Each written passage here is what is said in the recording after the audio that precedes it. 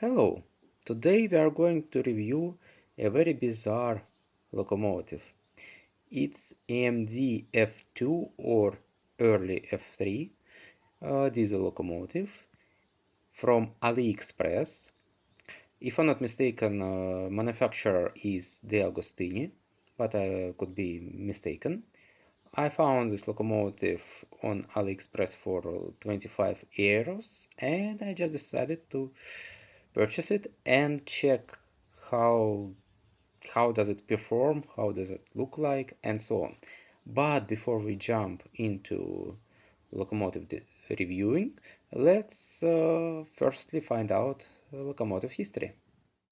EMD F2 is a very short-lived in production line freight and passenger diesel, produced from July 1946 till November 1946, with power output 1350 horsepower and maximum speed of 105 for freight gearing and 164 kilometers per hour for passenger gearing. In total, 74 A and 30 B units were produced. This model is a part of long-lived series of F models produced by AMC, General Motors Electromotive Corporation, later known as AMD, Electromotive Division. AMD F series originates from AMCTA diesel locomotives produced in 1937, which hold Rock Island rocket streamliners, high-speed diesel multiple-unit trains. Unlike all previous diesel streamliners, the A units were fully separate locomotives and continued their service till latest 1950s. Later, based on TA, EA locomotives entered production. It was six-axle, high-speed passenger diesel locomotive, which started a long-lived E series of six-axle locomotives. Actually, E stands for 1800 horsepower, as EA locomotive had exactly 1800 horsepower output.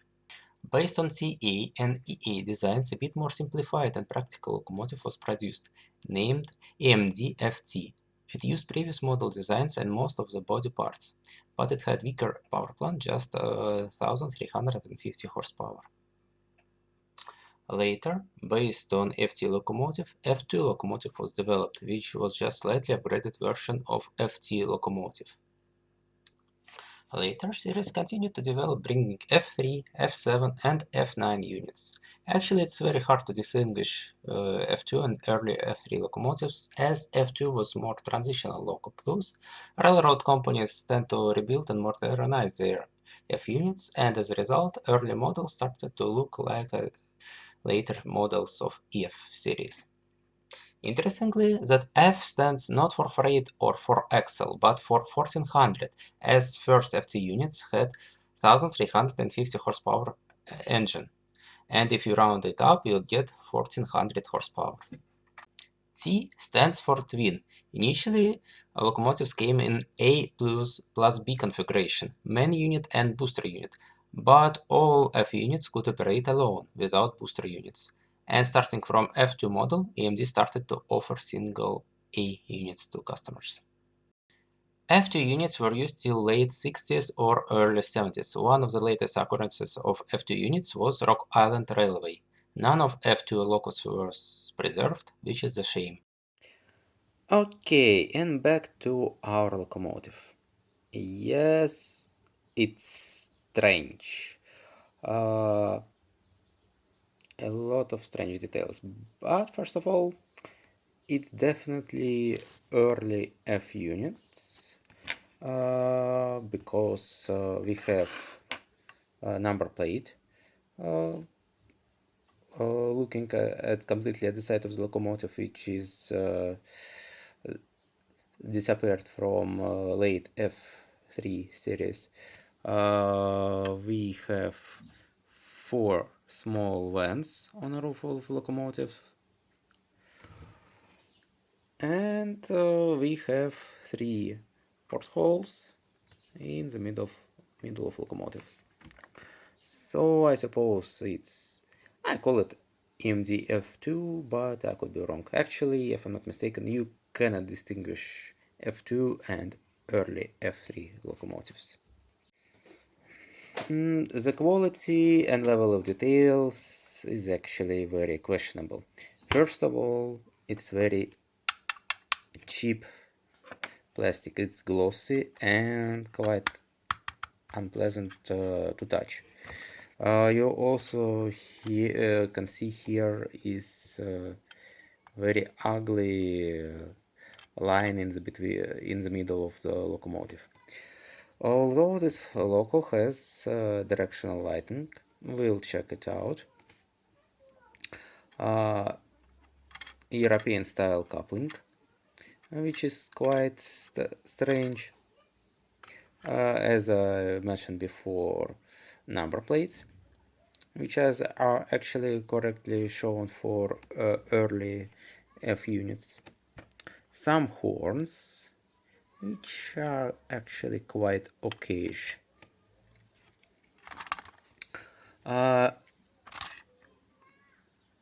There is no cup details inside, although the cup has some sort of glass in here. Same for the door, but portholes are lacking any of any windows, so you can stick just inside of porthole. At the back of the locomotive, you can see also some details, some wiring and so on. Actually, here it looks half decent, I would say. From the other side, definitely the same picture. Despite very cheap outlook, sometimes you are quite amused by small details like this fuel tank and water level caps. The most bizarre thing is labels. Yeah, Deutsche Bahn class 215. Wow. I was so amazed that I started searching and googling. Probably some of EMD F units really driving along German railways, but no, there wasn't any of such occurrence at all. So probably you in comments can correct me, but I didn't manage to find any information. So here is a correct class 215 from Deutsche Bahn. And as you see, it looks completely different and has nothing in common with this abomination. And also these labels are so badly placed that or plastic is way too cheap that they actually are not holding. Here the locomotive is almost new. I haven't touched it that much, but here label was already washed out, and here situation is not that bad, but you can clearly see that I just touched this label with my hand a couple of times and it's already completely ruined. So awful quality. What do we have underneath? It has two bodies, no fuel tank design. Front body is non-motorized and it doesn't have any pickups as well.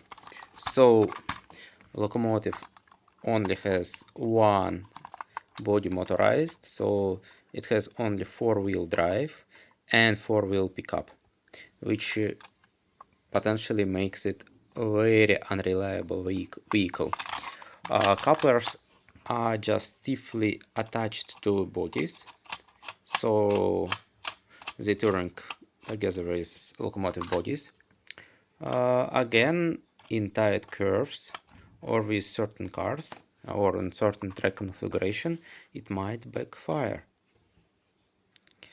Now let's disassemble this abomination. Inside it's as basic as it could be. Zinc alloy chassis. Actually, considering it was made in China, I wouldn't tell this chassis very reliable. I would be really lucky if it won't catch a zinc pest in the next 10 years. At first you might think that it has front and back wheels pick up, but no. These wires go to front lighting, so at least locomotive has some sort of directional lighting. In the middle we have a very basic motor. It's a just generic cheap AliExpress motor which you can purchase for like couple of bucks. Then you can see a crankshaft which power up the rear body. Very cheap crankshaft, very cheaply made, and that's it. And you can see wires coming from rear body pickup. The good thing that the engine also can power up the front body, if only we can make it motorized. Plastic is indeed really cheap. Inside it also looks awful. But yeah, I suppose we can do nothing here, so let's assemble this locomotive back. Yeah, in order to disassemble this loco, same as any Bachmann or Rocco units. You just pull the side of its shell and it would easily pops out. So now let me pop this back in. Now the body, I disassembled the body, and inside it's also very sad. It looks very sad. First of all, you cannot fully disassemble the body. It's the best you can do.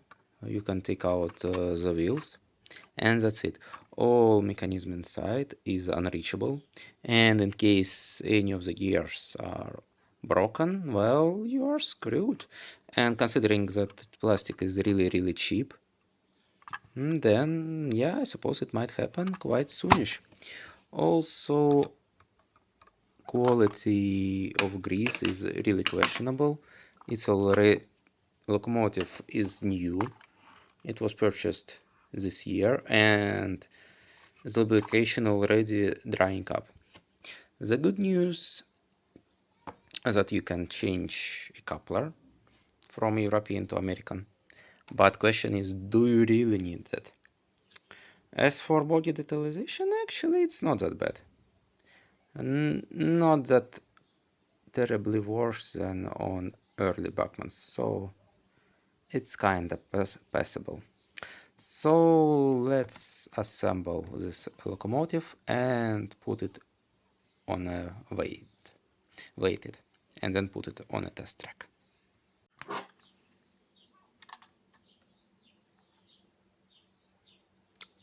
So locomotive weighs 244 grams, actually same as E69 by Fleischmann.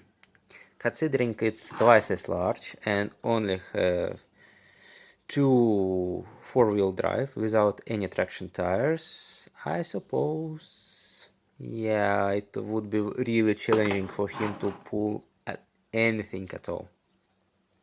So let's get on a test track.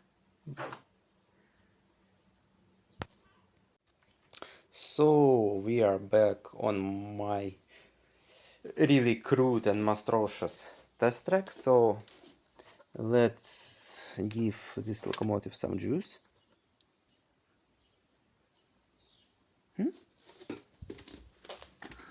Okay, it moves. And it stopped. Okay, let's give him 9 volts. Come on, wake up. Okay, it moves. Let's give him full power. 12 volts.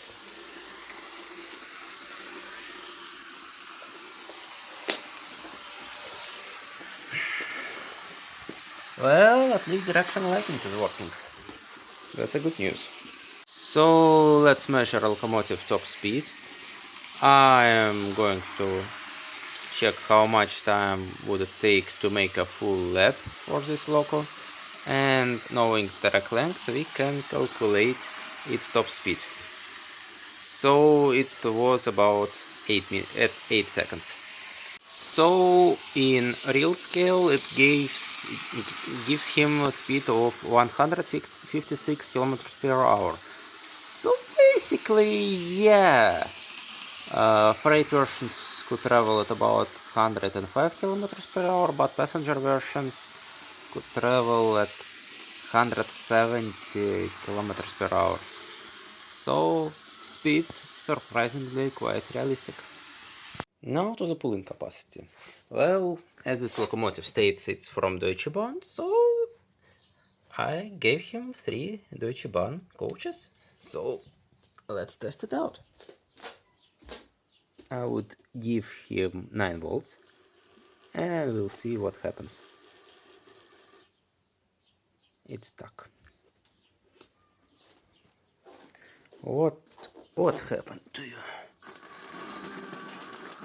Seriously? So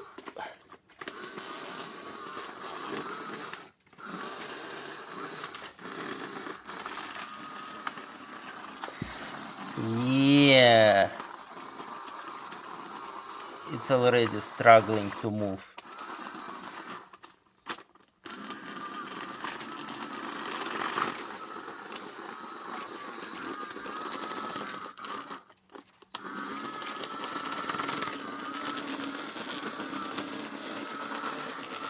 Come on.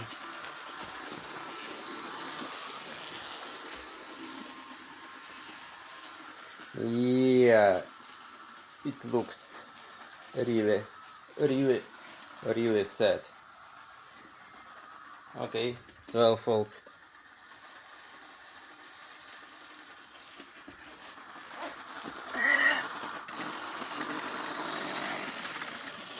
And this coach is dearly. Okay, it moves slightly better with 2 coaches, but again it's struggling and it's actually 12 volts. Remember how well handled E69 with 2 coaches? Here it's completely other deal. Well, it's not surprising, as locomotive has cheap engine, no traction tires, and just 4-wheel drive. That's what you get with these characteristics.